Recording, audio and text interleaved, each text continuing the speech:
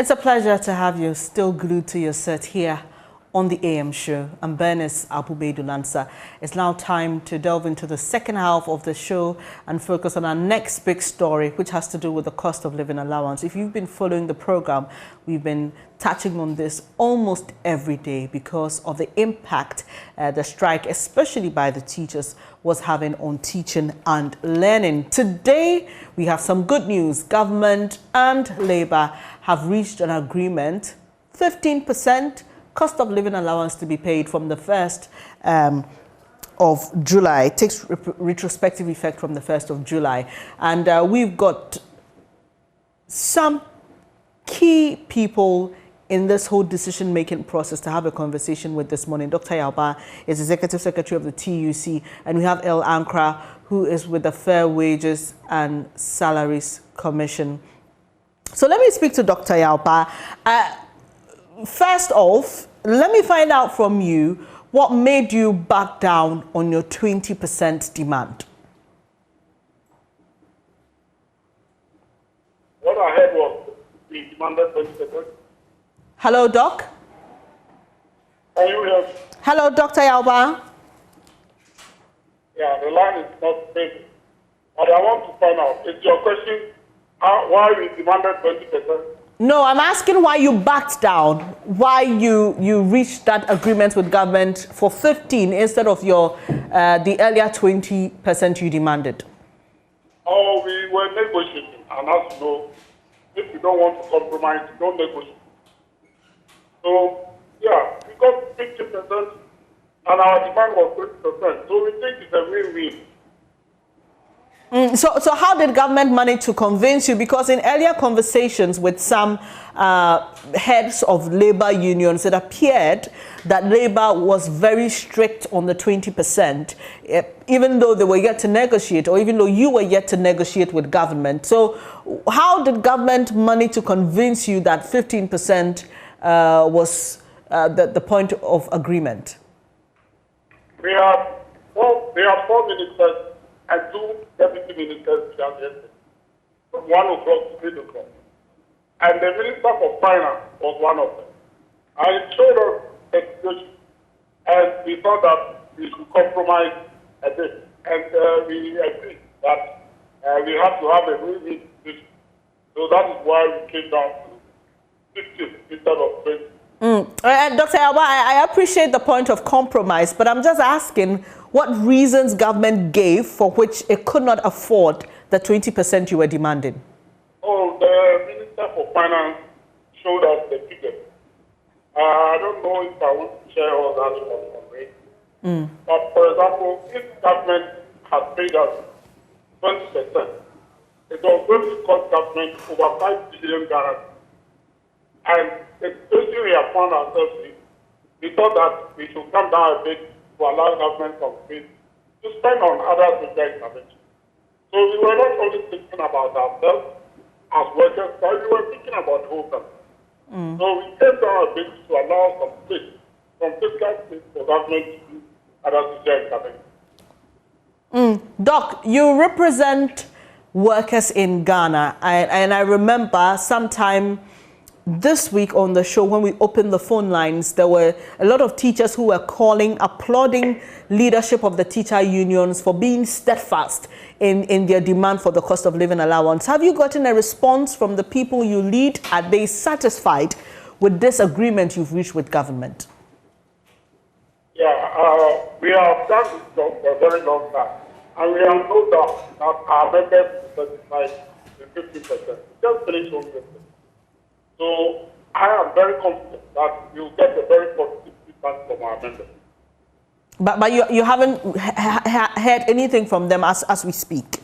Of course, people are making all kinds of noise and so on. But the majority are saying that we've done a good job.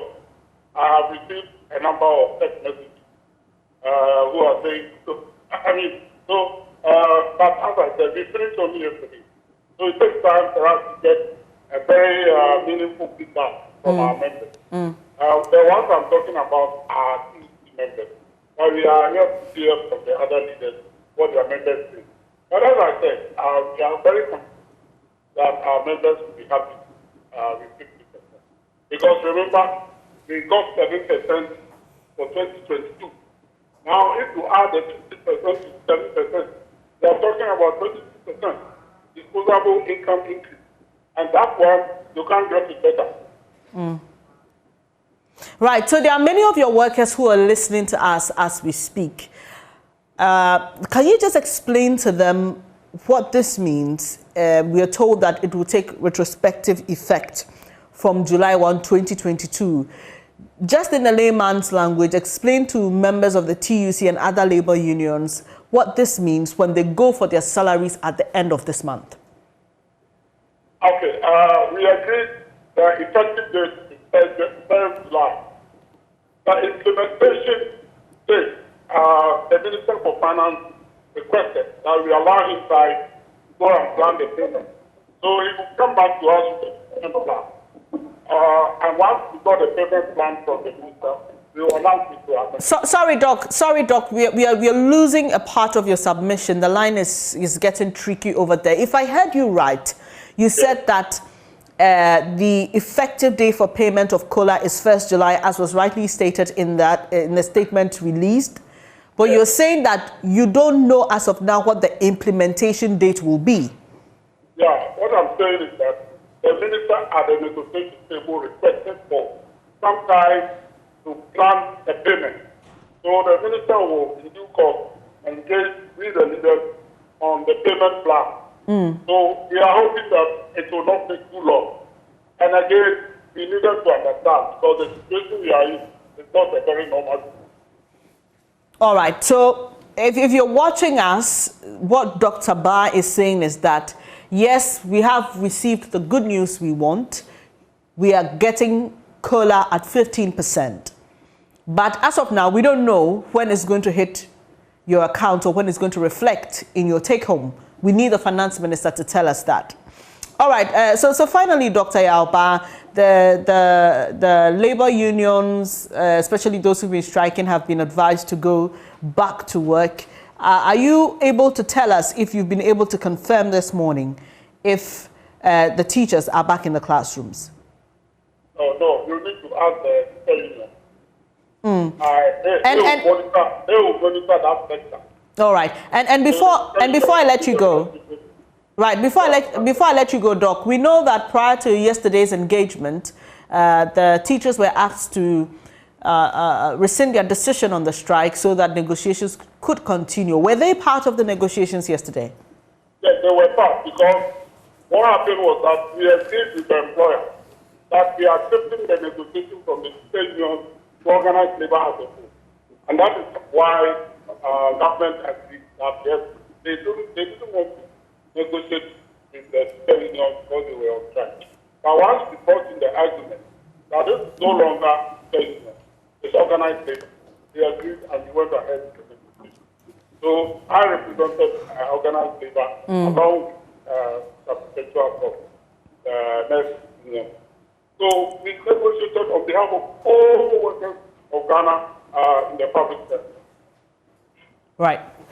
Grateful that you could join us this morning. Dr. Anthony Yao-Ba is General Secretary of the Trades Union Congress, speaking to us there about their agreement with government for cost of living allowance to be pegged at 15% of the base of their salary. The key point from my conversation with him is that even though this has been announced, we are yet to know when the implementation will start, and the finance minister has asked for some more time. He is hoping that that will be done soon. Let's move the conversation further.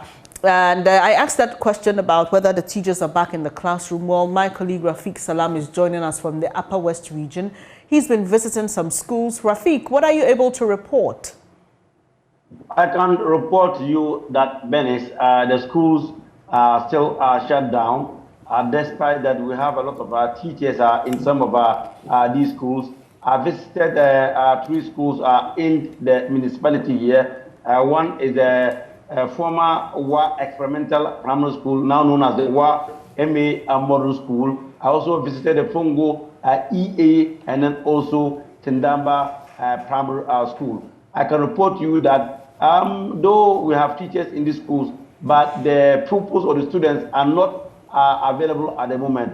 I tried to inquire from some of the teachers around, and they told me that because the announcement was late, that was the reason why some the pupils are not in. But they are hoping that come Monday, school will be in full session. Rafiq, while I have you, let me find out also what's happening in the senior high schools with regards to food supplies that we were expecting to reach the schools. What are you able to report on that as well?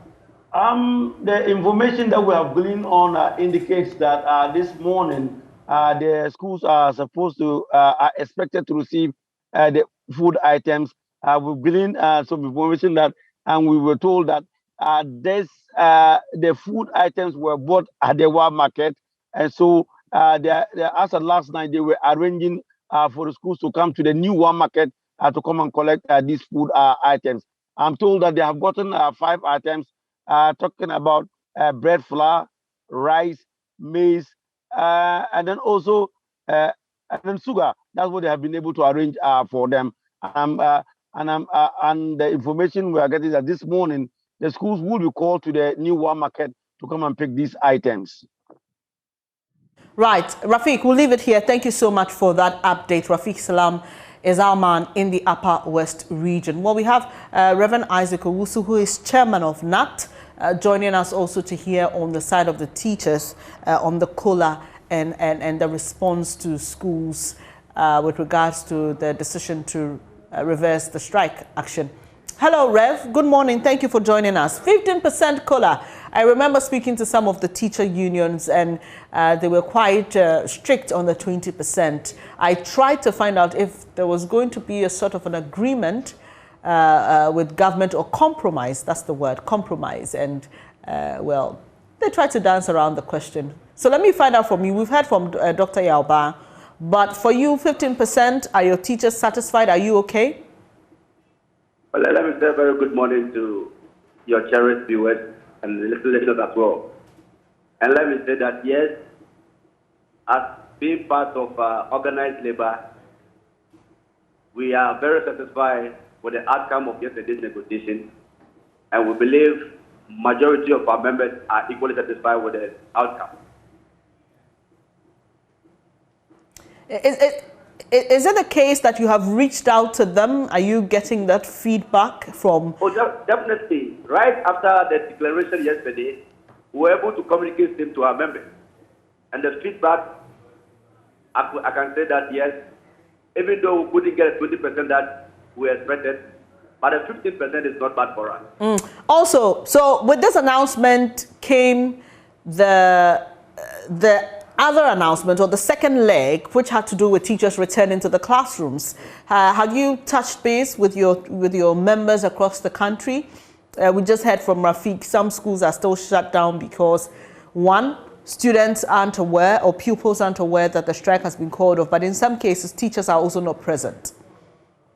Yes, yesterday, right after the declaration, when the agreement was signed by those on government side and those on the organized labor side, the General Secretary of NAT made a pronouncement that all teacher unions who are on strike have called off the strike effective, that was yesterday, 14th July 2022. Aside that, NAT, we have sent text message to all our members, informing them that we have called off the strike effective yesterday, 14th July 2022. Personally, on our various platforms, social media platforms, I have duly informed our members that effective yesterday, we have called off the strike. But you know, today being Friday, and students have been in the house for almost 2 weeks, definitely you might not get the full house today. So we believe that by Monday, God willing, we will be at work in full force. Right, and how are you going to ensure that? We will still communicate to our members and make sure that at least Monday we should get the full house to commence business. Great. I will leave it here. Reverend Isaac Owusu is president of the Ghana National Association of Teachers. Moving on with the conversation, let's now speak to El Ankra, who is with the Fair Wages and Salaries Commission. Good morning to you. So we've received the announcement. We just heard from Dr. Yalba that we still don't know when implementation will start. Are you able to run us through the process? Once this announcement has been made, the agreement reached, what next? All right, thanks, Bernard. In fact, this is not the first time that negotiations end like this. The important thing is the parties have agreed to the fact that the effective date is 1st July. So whatever is owed to workers will be paid according to that timeline. But when it comes to the implementation, of course, the Ministry of Finance will have to go back to their books and look at the expenditures in front of them and determine the schedule that they are going to go by, whether it's going to be effective at the end of the month or whether it's going to be maybe a lump payment of 2 months on 2 monthly basis. Those details will be figured out and we will get to know about it later. Both parties agree that the Ministry of Finance will have to go back to the drawing board and find out what the payment schedule will be, and they'll share that with us. And when that comes to us, I'll share that with you. But Mr. Ankra, is it the case that going into negotiation and agreeing at 15%, the Finance Ministry didn't know when it will be able to make payments? Is this how it is done? Is this the modus operandi? Do you agree before you cross-check when you'll be able to make payments? Well, the thing about negotiations is until it is concluded, you will never know what your figures are. I heard you earlier asking Dr. Yalba about why your word was compromised from 20 to 15. Organized labor, this is some of the experienced negotiators we have on the continent, the Ghanaian Labour Front, and they are very much aware that they don't come to the table on a staunch position of, let's say, 20% and not moving. So even before they came, they knew they will make compromises, but then they knew their cut-off point. In the same way, the employer also has an idea, but then depending on how the negotiation goes, you may not readily be able to determine how it will end. I believe the Ministry of Finance would have appreciated, would have been happier if the earlier submissions they made were taken. But then it happens like that. Once you are at the table, you have to be ready to make compromise. It is after that, then you go back and decide the schedule. Remember, the amount the Ministry of Finance can tell, just on a laptop, they'll be able to tell this is what it will cost if you aggregate it across the nation and across all the workers in the country. But then when it comes to the payment schedule, you are not looking just at salaries, you are looking at other government expenditures. So yeah, rightfully, and of course, organized labor agreed to the fact that the ministry will have to go back and then in due course with the actual schedule of payment.